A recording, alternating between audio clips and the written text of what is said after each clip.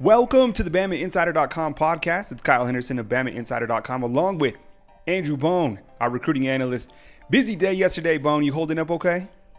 I'm doing good. I did sleep in today, so that was nice. Don't get to sleep in too often, but yeah, today was a nice day. Got up around 9 a.m. and after getting up around 5:30 the day before, and it was a long day. A lot of moving parts, a lot of crazy things were happening. Alabama obviously got a pair of commitments yesterday, lost one, but I think everything's fine. I think everything's kind of how Alabama expected it would go, and I think there's a lot of excitement moving forward. All right, well, let's start out with what appeared to be the highlight of the day, and Eyabi Anoma jumping on board. He's a 6'5", 235-pound defensive end out of Baltimore, Maryland. Give us the backstory of him and your take on what he adds to this class. Yeah, Eyabi Anoma, five-star defensive end, is recruited mainly as an outside linebacker for Alabama. Of course, you look at this kid and he's an impressive specimen, just chiseled, and you look at him, you're like, that's probably a five-star recruit. I mean, he's just a special talent, and I think he's still really kind of learning the position, and I think he's, just continuing to develop, and he's going to be an elite football player. Reminds me a lot of Terrell Lewis coming out of high school. Just physically, all the tools are there. You just got to put it together once you get to college, and Terrell Lewis obviously has been able to do that, and I think Eyabi is going to be pretty much in the same boat. But huge commitment for Alabama yesterday. Tosh Lapoy, Mike Loxley recruited him for a very long time, and he was a very, very big target for Alabama from day one, and Alabama felt like they had a very good chance to sign him early on in the recruiting process. He had visited Tuscaloosa about 5 or 6 times. He was kind of a regular in Alabama, and a lot of people thought he might go ahead and decide before the start of the football season. He had visited at Tuscaloosa twice during the summer, but decided to hold off and kind of enjoy the visits and enjoy the process a little bit more.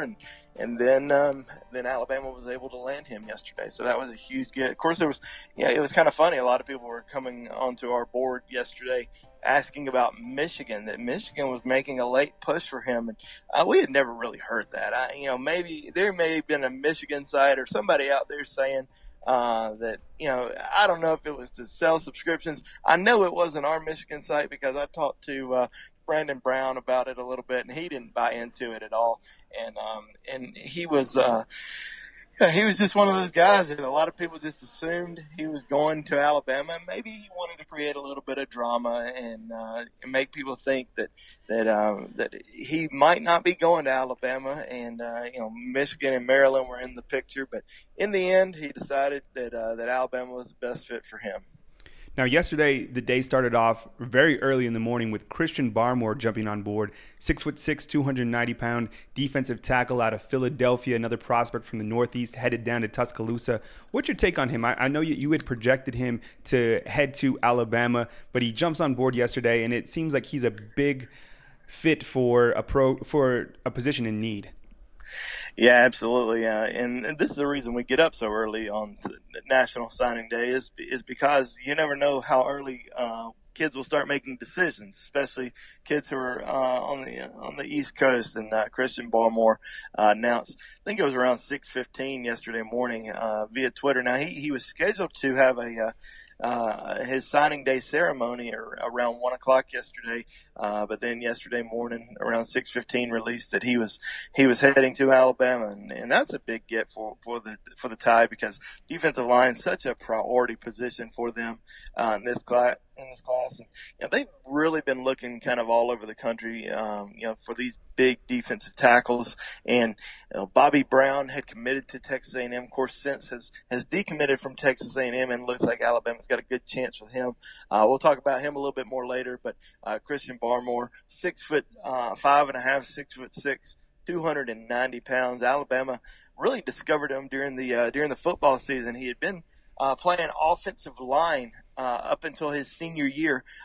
His school gets a new coaching staff. His coaching staff's like, no, we're going to put you on the defensive front and let you just wreak havoc. And and once he got over to the defensive side of the ball, just had an unbelievable senior season, and his tape started getting out, and he picked up offers from schools all across the country. I mean, everybody was wanting this guy, and I think early on we had him rated as a 2-star, and I think in the last update, they moved him all the way up into the Rivals 250. So, a big rise for him, and definitely an intriguing prospect. Alabama had a little bit of concern early on with his grades, but after doing a little bit more digging and trying to figure some things out, they look at it as he's got a really good chance to qualify, and they don't see really any issues moving forward. So, big get for them and a big position of need. You're listening to the BamaInsider.com podcast. My name is Kyle Henderson. Along with Andrew Bone, our recruiting analyst, we're breaking down National Signing Day, which was December 20th. There'll actually be 2 signing periods. One will be from the December 20th to December 22nd, I believe. And then the second National Signing Day will be February 7th, 2018. So we'll get more into that as we move forward. Andrew, I wanted to talk about Josh Jobe and get your impressions on him. I mean, I've watched his tape. He's phenomenal, and I think he's one of the biggest lands from signing day. Could you highlight Josh Jobe and give us the backstory and what he adds to this class? Well, when you start naming prospects early on in the recruiting season, I'd say last February when we first started naming who were going to be Alabama's key targets in the 2018 class, and a lot of times that changes because kids will jump off the recruiting board, or Alabama will see some other guys that they like a little bit better than the guys early on, and Joe was really one of those guys that Alabama was stuck on from the get-go. I mean, they loved his athletic ability. I mean, he's 6 foot, close to 6'1", about 185 pounds. They really think he's got the talent to play corner or safety in Tuscaloosa. Was committed to Miami for a very long time, but Alabama was just relentless in its recruiting efforts of him, led by Joe Panunzio. Joe Panunzio did a fantastic job recruiting him. Derek Ansley, Alabama's defensive backs coach, and also Coach Saban, all had a big hand in recruiting Jobe, and they did a tremendous job recruiting him. And for I would say the last several months, we always felt like that he was going to eventually flip from Miami to Alabama, and it finally happened when he made that official visit to Alabama last weekend. And Alabama's certainly excited to have him on board. Let's talk about another defensive back that is already enrolled at Alabama, and that's Savion Smith. 6'2", 190 pounds.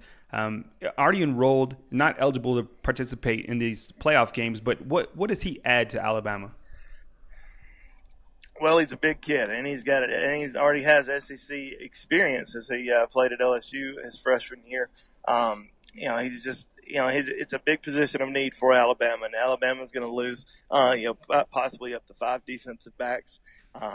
All guys who start or contribute, and they're going to need some guys who are going to come in and step up. They're going to need some leadership, and I think they see Savion Smith as a guy who has played at a high level and can come in and be a leader in the secondary. And they're going to need someone to come in and play big for them next year, whether it's at defensive back or whether it's at cornerback or safety. They feel like Savion Smith can add a lot to that secondary. Staying with another defensive back, Jalen Armour-Davis out of Mobile, Alabama. It looks like he's going to enroll early. Is that correct? Yeah, that's correct. Jalen's going to be enrolling early, which is great. Alabama really needs these. It's good for these defensive backs to enroll early. Jalen Armour-Davis, Savion Smith, of course. Josh Jobe will not be enrolling early, but Jalen had a great senior season. Capped it off with a state championship win, and just a tremendous athlete. Can play on either side of the ball. Was a great receiver in high school, but but he'll play cornerback. He could potentially play safety. You could see him maybe in the nickel. But I think Alabama is extremely excited. He was one of the top, one of the top 5 overall players in the state of Alabama. Early on in his recruitment, did not have Alabama in his top 5, but the Tide just did a tremendous job continuing to recruit him, and eventually, in the summer, committed to Alabama. Let's talk about another defensive prospect in Stephon Wynn out of the IMG Academy. Really like his tape. 6'5", 285 pounds. Felt he really moves well when kind of examining more over the last couple of days. What's your take on him, and kind of give us the backstory as well? Stephon Wynn, he was one of those kids who, nobody really knew a lot about him.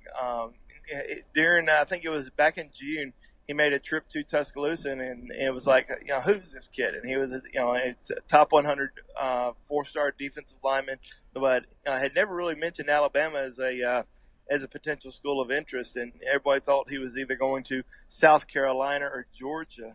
South Carolina is actually where he's from. He's from South Carolina before he transferred to IMG Academy for his senior year. And a lot of people thought it was South Carolina or Georgia. Then he took a visit to Alabama, and I think he really saw the the need at the defensive line position, and also he was just really kind of blown away with the facilities and the coaching staff. And I think even when he announced his commitment to Alabama, it maybe even surprised the Bama coaches. I mean, they wanted him, but I think they were thinking he was going to go to Georgia or South Carolina as well. But big defensive lineman, great size. Really good skill set. Gonna be hard to move. I mean, like you mentioned, he's 6'5", 290 pounds. He's gonna get a little bit bigger. So you look at Alabama's defensive line class right now. You have 2 big guys who are over 6'5", over 290 pounds on that defensive front. That was absolutely huge for Alabama. As we move to the offensive side of the football, you can, of course, read all the nuggets and all the breakdowns on all these signees on BamaInsider.com. Just kind of recapping of the guys who signed with Andrew Bone, our recruiting analyst. Jerome Ford, he's a running back. He was a lone running back so far to sign with Alabama. Currently a 3-star guy, 5'11", 200 pounds, jumped on board a couple days ago. What's your take on Ford? Yeah, really exciting football player. You can do a lot of different things with him. You can spread him out. You can run him. He's got really good hands, really good quickness, speed. He's going to be one of those guys that's going to remind you a lot of Josh Jacobs.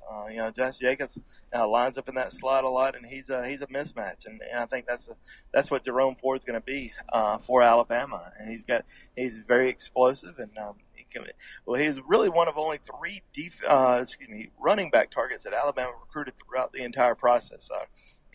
They saw Zamir White commit to Georgia during the summer. That was really Alabama's top kind of bruising running back target. And once Zamir White committed to Georgia, which they kind of figured that was going to happen after the success that Alabama had in 2017, getting the #1 running back in the country in Najee Harris, and also Brian Robinson, who was the top 100 running back. It was going to be hard to get Zamir White in this class. And then Alabama had a few guys on campus this summer, Jerome Ford and Asa Martin. Asa, top in-state running back, had a tremendous senior season. Certainly one of those guys that Alabama thought that they had a good chance to get, but he ended up committing to Auburn. And maybe the depth chart worried him a little bit, but you don't know. But he ended up going to Auburn, and then Jerome Ford, big pickup for Alabama. Another explosive player on the offensive side of the ball is Slade Bolden. Louisiana's Gatorade Player of the Year. Looks like he projects as a wide receiver. What's your take on him? I mean, he's just an explosive athlete. He's got a high GPA. Yeah, I like Slade a lot. Just won the Gatorade Player of the Year in the state of Louisiana. He's played a bunch of positions in high school. Played quarterback for his high school team. I think that he's a very talented, very explosive kid. He's got the right attitude. He's got the attitude that Nick Saban wants. Wherever they want to put him, he's going to go and do his best. I really like Slade. I've grown pretty close to him throughout the recruiting process. I think Alabama fans are really going to love him. Alabama signed 2 massive offensive linemen, Tommy Brown, 6'7", 350 pounds, out of Santa Ana, California, and also Emil Egior out of Indianapolis, Indiana, 6'4", 339 pounds. Can you highlight those guys? Yeah, Alabama planned on signing a small offensive line class this year, and then they ended up getting a commitment from Tommy Brown, committed to Alabama during the summer. He's an Alabama legacy. His father, Vince Brown, played through the shot put for the Crimson Tide. So once he got that offer, it was going to be hard for him to go elsewhere. So big kid, 6'7", over 300 pounds. Can probably lose a little bit of weight, get his body in a little bit better shape, but just won a national championship out at Mater Dei High School in Santa Ana, California, one of the top high school programs in the entire country. So he's a big kid, and Alabama's excited to get him on board. And then you have Emil Ekiyor, interior lineman. He was Alabama's top center target from day one, pretty much. Been committed to Michigan for a long time, but Alabama was able to recruit him extremely well, get him on campus several times, including the first time I remember Emil visiting Alabama was junior day last year, and he was committed to Michigan. And after that, I remember interviewing him after that trip. And I was thinking to myself, this kid's eventually going to flip to Alabama. And it took him a lot longer than I thought it would. Now, he didn't flip until about October or November, but ends up, jumping on board. And, very strong interior guy, about 6'3". It looks like he's about over 300 pounds. So I think he's going to be Alabama center in the future. It should be safe. Now, I wanted to talk about a couple guys who didn't sign with Alabama yesterday. And if you can just clear this up, because I'm sure you'll get flooded on the recruiting board about this. You have Michael Parker, you have Vernon Jackson, and Quay Walker. None of those guys are committed to Alabama, but they didn't sign. So if you can explain why those guys didn't sign. Yeah, well, with Vernon Jackson and Quay Walker, those guys just want to take some official visits, kind of still enjoy the recruiting process a little bit more. We knew Quay Walker wasn't going to sign yesterday. Of course, he lost his recruiting coach and his position coach, and Jeremy Pruitt, defensive coordinator. Been recruiting him from day one, got a very strong relationship with Pruitt. But I think in the end, Alabama's going to be fine there. I think he'll end up sticking with the Tide. Now, Auburn, Georgia, all coming after him pretty hard. So I think he'll take some visits in January. Then Vernon Jackson. Vernon kind of went back and forth throughout the week in terms of trying to decide if he was going to go ahead and sign early. Tuesday thought that he was going to go ahead and sign, but then Wednesday morning said that he's just going to wait. Now, he's still very solid with Alabama, but Texas A&M, Texas, coming very hard after him, and they want him to take official visits in January, which he plans on doing. So we'll see what happens there. And then Michael Parker, solid commitment. Nothing much really to say there. He's just gonna wait until February to sign. A little bit of signing day drama, obviously, yesterday. Dominic Anderson ended up committing to Tennessee. Brenton Cox ended up committing to Georgia. And then you had there was one more. Nadab Joseph, who flipped in the final moments from Alabama to Georgia. If you could kind of give us the recap on each of those guys and what it means for Alabama. Yeah, I think the craziest thing that happened was Nadab Joseph. A lot of people weren't really sure what had happened. He kind of announced early on Wednesday morning that he wasn't going to sign with Alabama. That he was going to wait until February, and we started hearing some different rumors. And on I guess Wednesday evening, I got a phone call saying that he was about to sign with Georgia. Of course, you still didn't know what exactly was going on, and then kind of finding out late last night after the dust had settled that Alabama had not even sent him a letter of intent, which was kind of surprising. We weren't sure what exactly had happened, but we do know that there were some academic issues there. Alabama wanted him to wait until February to sign to kind of go through things a little bit and just kind of figure out where he stood academically, because I think this was kind of a new development in the last week regarding his fall semester grades, which apparently were not very good.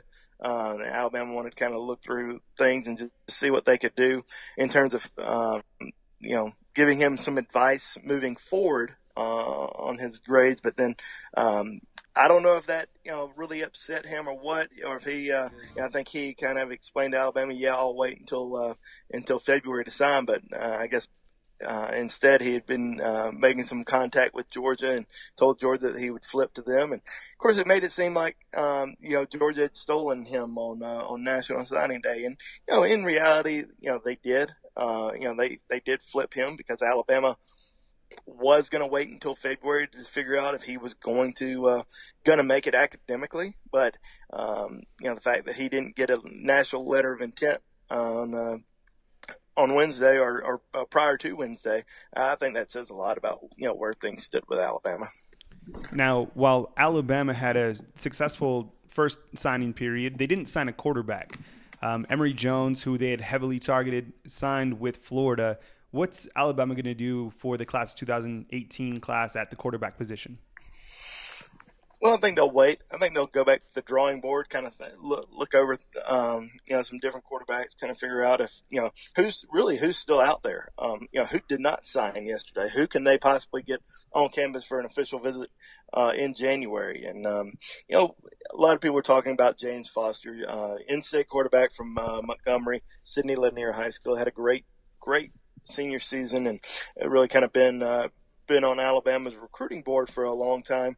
Not as a kid who, they really went after hard, but, just one of those kids that they were going to watch and evaluate and keep pretty warm and, see what kind of happens. Obviously, Alabama had Emory Jones kind of at the top of their list, and they wanted to see what happened there. But, I think they do like James Foster. Alabama always wants to sign a quarterback in every class, no matter what. I mean, they always like to have four quarterbacks on scholarship, and right now they have three.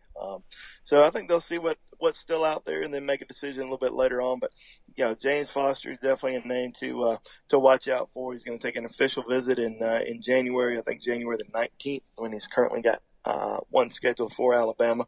So we'll see what happens between now and then.